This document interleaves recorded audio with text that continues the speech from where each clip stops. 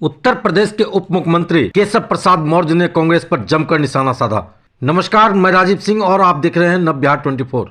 भोजपुर में प्रबुद्ध नागरिक संवाद को लेकर उत्तर प्रदेश के उप मुख्यमंत्री केशव प्रसाद मौर्य आरा पहुंचे, जहां उन्होंने कांग्रेस पर जमकर निशाना साधा और कहा कि भाजपा सबके साथ है और सब कोई बीजेपी के साथ है।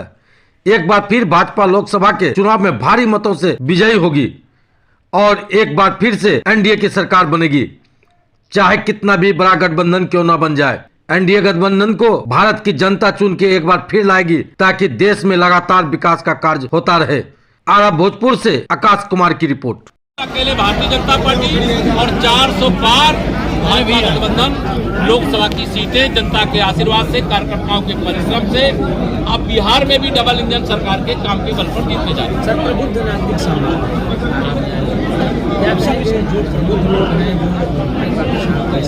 प्रबुद्ध तो भाजपा के साथ था, भाजपा के साथ है, भाजपा के साथ रहेगा, लेकिन आज तो सब भाजपा के साथ है, सबके साथ। लगातार तेजस्वी यादव एनडीए सरकार पर निशाना साध रहे हैं, क्या कहेंगे? देखिए, तेजस्वी यादव जी का तेज वह निस्तेज हो चुके हैं। अखिलेश यादव जी का गठबंधन उत्तर प्रदेश में पूरी तरह से फ्लॉप हो गया है। फिर राहुल गांधी जी के पांव जहां जहां पड़ रहे हैं वहां कांग्रेस का बंटा ढार हो रहा है, इससे कमल खिल रहा है, फिर एक बार मोदी सरकार बन रही है। धन्यवाद। हम क्या कर सकते हैं? मैं अयोध्या में था जिस दिन भगवान श्री रामलला का प्राण प्रतिष्ठा का कार्यक्रम था। उस दिन उन्होंने कहा हम 1000 वर्ष आगे की योजना को लेकर के चलेंगे। 1000 साल।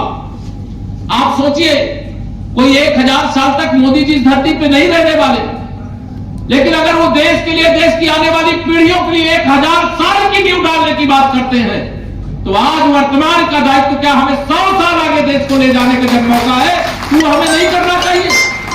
मैं आप सबको अपील करने के लिए, माननीय प्रधानमंत्री जी की ओर से आप सब तक प्रार्थना पहुंचाने के लिए, और प्रधानमंत्री जी ने संबोधन में कहा, शायद लाइव आपने सुना हो, उन्होंने सबको प्रणाम भेजा है और सबके माध्यम से मैं चाहता हूं जहां जिनसे आप मिलो, पहले मोदी जी का प्रणाम उन तक पहुंचाने का काम करो।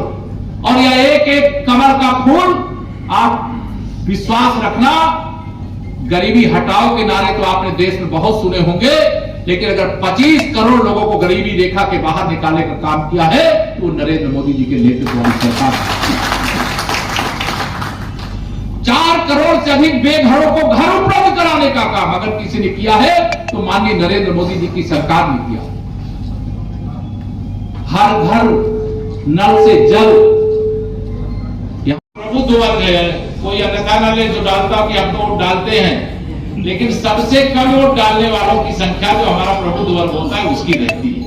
हो सकता है बिहार में आप करते हो, मेरे यहाँ यूपी में भी ये समस्या रहती है, लेकिन यह 2024 का जो लोकसभा चुनाव आने जा रहा है, यह चुनाव 5 साल फिर से मोदी सरकार बनाने के लिए नहीं है। यह चुनाव देश को 100 वर्ष आगे ले जाने के लिए है। विश्व में भारत को तीसरी अर्थव्यवस्था बनाने के लिए है। पूरी दुनिया में भारत की चमक बढ़ाने का चुनाव है। फिर से भारत को विश्व गुरु बनाने का चुनाव है। गरीबी से, भ्रष्टाचार से, अपराध और माफियागिरी से मुक्त बनाने का यह चुनाव है। सीमाओं में एक लक्ष्मण रेखा खींच देने का कि कोई भारत की सीमा की ओर गलत दृष्टि से देखने का दुस्साहस ना कर सके, यह चुनाव इसका है। ये किसकी धरती है? बाबू कुंवर सिंह जी की धरती है, महान क्रांतिकारी की धरती। देश के लिए प्राण न्यौछावर क्यों किया? उनसे पूरा देश प्रेरणा लेता है। और आप सब लोगों को मैं आज के दिन यही कहने के लिए यहां पर आया हूं, 2024 का लोकसभा चुनाव का माहौल भारतीय जनता पार्टी और भारतीय जनता पार्टी गठबंधन के लिए अनुकूल है। हम लोग अपने विश्व के जो सबसे लोकप्रिय नेता हैं, देश के प्रधानमंत्री माननीय श्री नरेंद्र मोदी जी, उनके लोकप्रियता का ग्राफ चरम सीमा को छू रहा है, आप सब जानते हैं। अभी भारतीय जनता पार्टी का राष्ट्रीय अधिवेशन हुआ। संसद के अंतिम सत्र को, जो 17वीं लोकसभा का था, उसको संबोधित करते हुए भी उन्होंने कहा कि हमें भारतीय जनता पार्टी को 370 पार पहुंचाना है और भारतीय जनता पार्टी गठबंधन को 400 पार पहुंचाना। अब आप लोग कहोगे कि हम तो लगातार 2014 में भी कमर खिलाए हैं, यहां पर 2019 में भी कमर खिलाए हैं। यह सच है, इसके लिए मैं आपका अभिनंदन करता हूं।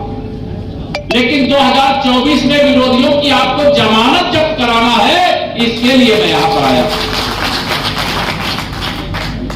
यह लोकसभा का चुनाव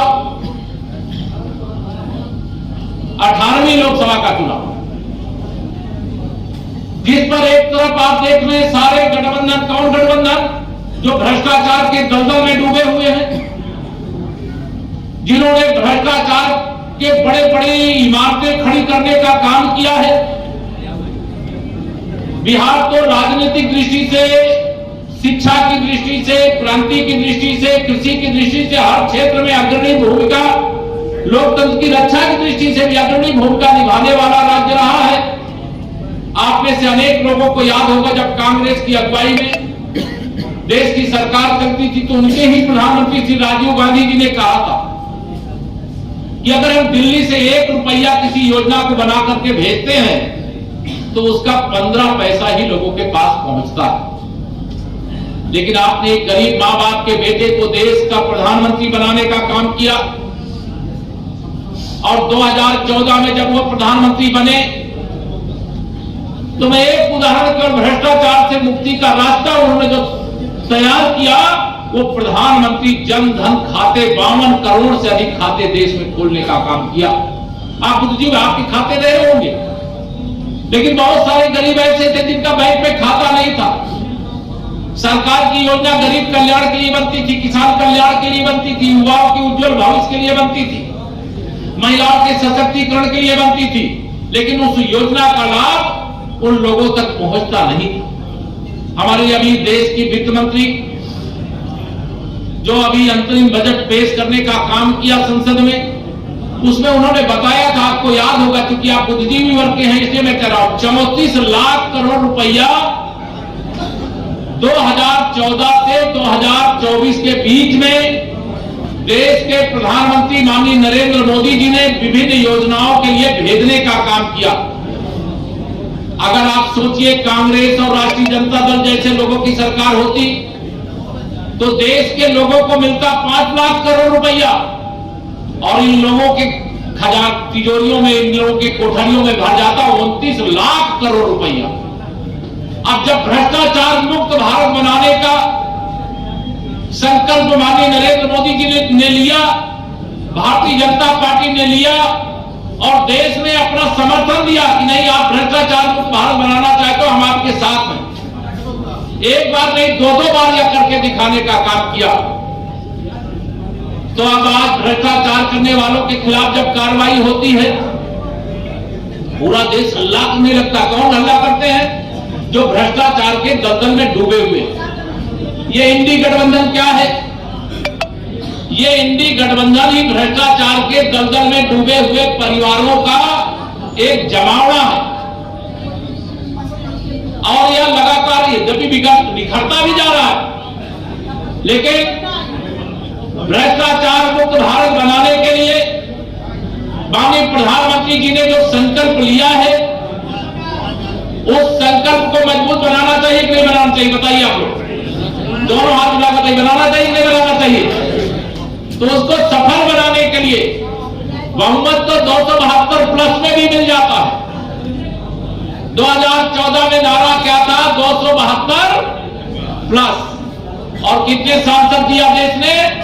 283 दिया। 2019 में नारा था अब की बार 300 पार। कितना दिया? अकेले भारतीय जनता पार्टी के 303 सांसद आपने जिताने का काम किया।